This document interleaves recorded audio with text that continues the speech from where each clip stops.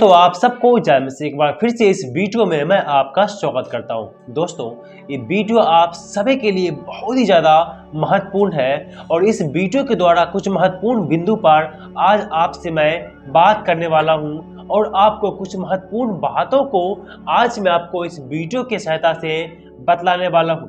इसीलिए इस पूरा संदेश को आप शुरू से अंत तक आप जरूर सुने।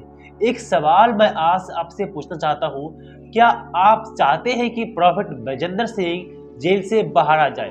जैसा कि आप सब जानते हैं कि अभी वो जेल में है। अगर आप चाहते हैं कि वो बाहर आ जाए तो आप सब मसीही लोगों को जो प्रभु यीशु पर विश्वास करते हैं और चाहते हैं कि प्रॉफेट बजेंद्र सिंह जो है जेल से बाहर आ जाए, तो आप सबको एक साथ होकर के एक महत्वपूर्ण काम करना है। और वो क्या काम करना है आज मैं आपको इस वीडियो की सहायता से बतलाने वाला हूँ।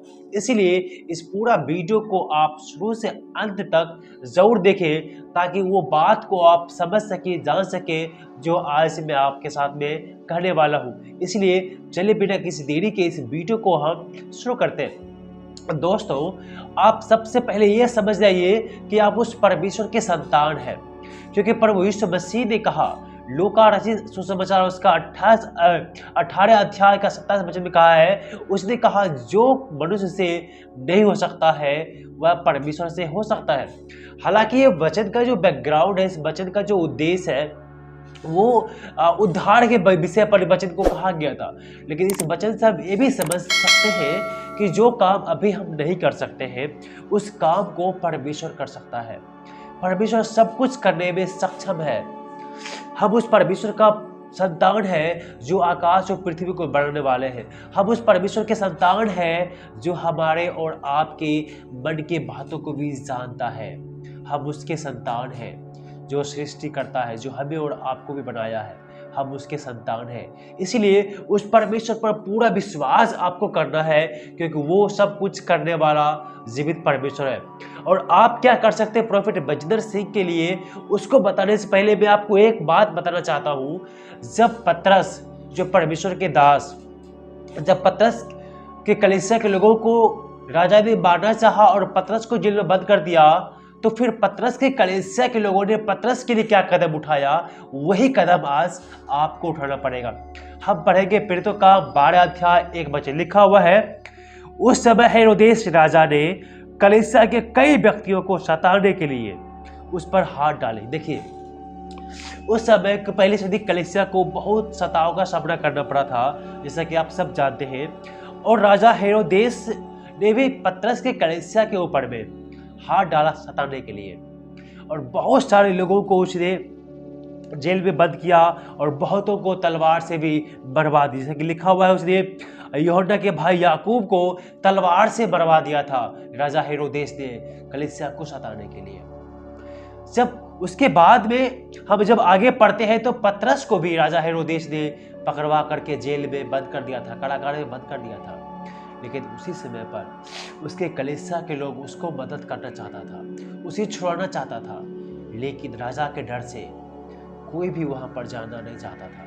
वो कोई वहां नहीं गया था उसको बचाने, निकालने के लिए जेल से। लेकिन जो सबसे जो महत्वपूर्ण कार्य उसने जो किया था वो लिखा हुआ है 5वें वचन में, बंदगिरी में पतरस बंद था, परंतु कलीसिया उसके लिए लो लगाकर परमेश्वर से प्रार्थना कर रही थी। जब पतरस को जेल में बंद कर दिया गया था, किसके लिए? तो प्रचार ना कर सके इसके लिए बंद कर दिया था। तो कलीसिया के लोग भी उसको बहुत मदद करना चाहता था कि मैं पतरस को बाहर निकालूं, पतरस को बाहर निकालूं, किसी प्रकार बाहर निकालूं। लेकिन उस समय में पतरस के कलीसिया के लोगों ने क्या किया था? पतरस के लिए, उसकी छुड़ौती के लिए, उसके बाहर आने के लिए लौ लगाकर परमेश्वर से प्रार्थना कर रहा था। सबसे पहले वो परमेश्वर के पास में गया और पतरस के बाहर आने के लिए, पतरस की रिहाई के लिए उसने परमेश्वर से प्रार्थना करना शुरू कर दिया। आप हैरान हो जाएंगे जानकर कि परमेश्वर ने इसकी प्रार्थना को सुना और परमेश्वर ने पतरस को अलौकिक रीति से जेल से बाहर निकाला। ये प्रार्थना का उत्तर परमेश्वर ने उसको दिया। वो लिखा हुआ है 7वें वचन में, तो देखो प्रभु का एक स्वर्गदूत आ खड़ा हुआ और उस कोठरी में ज्योति चमकी और उसने पतरस की पसली पर हाथ मार के उसे जगाया और कहा, उठ जल्दी कर। और उसके हाथों से जंजीरें खुलकर गिर पड़ी। तब स्वर्गदूत ने उसे कहा, कमर बांध और अपने जूते पहन ले। उसने वैसा ही किया और फिर उसने उसे कहा, अपना वस्त्र पहनकर मेरे पीछे हो ले। यहाँ देखिए, जब पतरस जेल में बंद था, उसकी कलीसिया के लोगों ने पतरस के लिए लो लगाकर प्रार्थना करना शुरू किया। जब पतरस के लिए उसकी कलीसिया के लोगों ने प्रार्थना किया तो परमेश्वर ने इसकी प्रार्थना को सुना। पतरस के पास स्वर्गदूत भेज करके उसने पतरस को उस जेल से, कारागार से आजाद करवाया। पतरस को लग रहा था वो सपना देख रहा है, लेकिन जब पता चला कि वो सपना नहीं, उसका हकीकत है, वो परमेश्वर ने अपने दूत भेज करके उसे वहां से आजाद करवाया। वैसे ही जैसे पतरस की मदद करने के लिए पतरस की कलीसिया के लोगों ने परमेश्वर से प्रार्थना किया, लो लगा करके एक साथ होकर के प्रार्थना किया, तो पतरस को प्रभु ने छुड़ा करके वहीं पर भेजा जहां पर वो प्रार्थना कर रहा था। जब घर की दासी ने गेट खोलने के लिए आया तो देखा द्वार पर पतरस खड़ा है। वो चौंक गई, खुशी के मारे सबको बताया कि देखो पतरस द्वार पर खड़ा है जिसके लिए हम प्रार्थना कर रहे थे। वैसे ही आज हम सबको एक साथ होकर के प्रॉफिट बजिंदर सिंह के लिए परमेश्वर से प्रार्थना करना है कि परमेश्वर हो सके तो आपकी इच्छा अनुसार उसे जेल से बाहर ले आइए, ताकि वो फिर से अच्छी तरीक़ा से सच्चाई के साथ आपकी सेवाकाएं कर सके, आपके सुसमाचार का प्रचार कर सके। ऐसे जब हम लोग प्रार्थना करेंगे तो परमेश्वर हमारी प्रार्थना को जरूर सुनेगा और उसका उत्तर भी देगा। जिस प्रकार से पतरस के कलीसिया के लोगों ने पतरस के लिए प्रार्थना किया और उसे कारागार से मुक्ति किया, वैसे ही वही परमेश्वर आज भी है। और अगर हम लोग प्रार्थना करेंगे तो परमेश्वर जो है प्रॉफिट बजिंदर सिंह के लिए जरूर कोई न कोई मार्ग निकालेगा, जरूर जो है रास्ता निकालेगा, उसे बाहर आने का मार्ग तैयार करेगा। दोस्तों, आप सब से आग्रह करता हूँ कि आप सब जो है प्रॉफिट बजिंदर सिंह के लिए परमेश्वर से प्रार्थना जरूर करें। जब प्रार्थना करेंगे तो परमेश्वर मार्ग निकालेगा, रास्ता बनाएगा उसके बाहर आने के लिए, ताकि वो अच्छी तरीके से फिर से प्रभु यीशु मसीह के सुसमाचार कार्य को प्रचार कर सके। इसीलिए आप सबसे आग्रह करता हूँ कि आप सब जो है प्रॉफिट बजिंदर सिंह के लिए आप अपने कलीसिया में, अपने घर में, अपने व्यक्तिगत रूप से आप सब प्रार्थना जरूर करें ताकि वो जेल से बाहर आ सके। दोस्तों, मैं आपको ये नहीं बता रहा हूँ कि जैसे पतरस को दूध भेज करके परमेश्वर उसको आज़ाद कराया।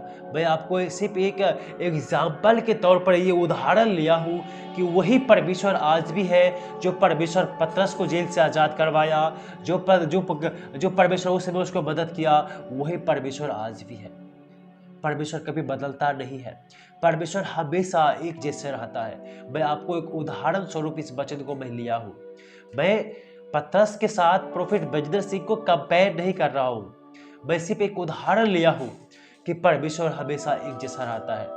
वही परमेश्वर आज भी है, वही परमेश्वर उस समय भी था, और वो परमेश्वर चमत्कार आज भी कर सकते हैं, और आज भी वो अपना काम कर सकते हैं, अपने बेटे बेटियों को बचा सकते हैं। अगर जो हम अच्छी रीति से, खड़ाई के साथ में, सच्चे हृदय से प्रार्थना करें और सच्चे हृदय से उसके वचनों पर जब हम चलेंगे तो परमेश्वर हमारी मदद जरूर करता है। इसीलिए इस सारी बातों को आप ध्यान जरूर रखें और खड़ाई के साथ अच्छे और सच्चे मन से प्रॉफिट बजिंदर सिंह के लिए प्रार्थना जरूर करें। दोस्तों, आज प्रॉफिट बजिंदर सिंह को बहुत सारे लोग जो है अगर बलात्कारी समझते हैं तो उसी तरह समझते हैं, लेकिन न्याय करने का काम हमारा नहीं है, न्याय करने का काम परमेश्वर का। अगर जो उसने दोषी है, अगर उसने कोई पाप किया है तो उसका सजा उसे परमेश्वर देगा। राजा दाऊद ने भी तो पाप किया था, जब उसने माफी मांगा, पछताव किया तो प्रभु ने उसे माफ भी किया था, लेकिन वो काम परमेश्वर उसके बीच का। उसने अगर जो गलती किया है तो परमेश्वर उसे सजा देगा। हम सजा देने वाले कोई भी नहीं होते हैं। हाँ, उसकी मदद के लिए, उसकी छुड़ौती के लिए हम लोग एक साथ होकर के आप प्रार्थना जरूर करें। बाकी सब परमेश्वर पर छोड़ दीजिए, कौन कैसा है नहीं है वो परमेश्वर जानता है। परमेश्वर आपके मनों के बातों को भी जानता है, समझता है। इसलिए वो सारी बातें परमेश्वर पर आप छोड़ दीजिए। सब एक साथ होकर के आप प्रॉफिट बजिंदर सिंह के लिए प्रार्थना जरूर करें। ताकि एक दिन वो बाहर आ सके और फिर से परमेश्वर का सेवा वो कर सके। मैं उम्मीद करता हूँ कि इस वचन के द्वारा परमेश्वर आप सबको आशीष दिया होगा, और मैं यह भी उम्मीद करता हूँ कि आप सब जो है आज के बाद प्रोफेट बजिंदर सिंह के लिए प्रार्थना ज़रूर करेंगे।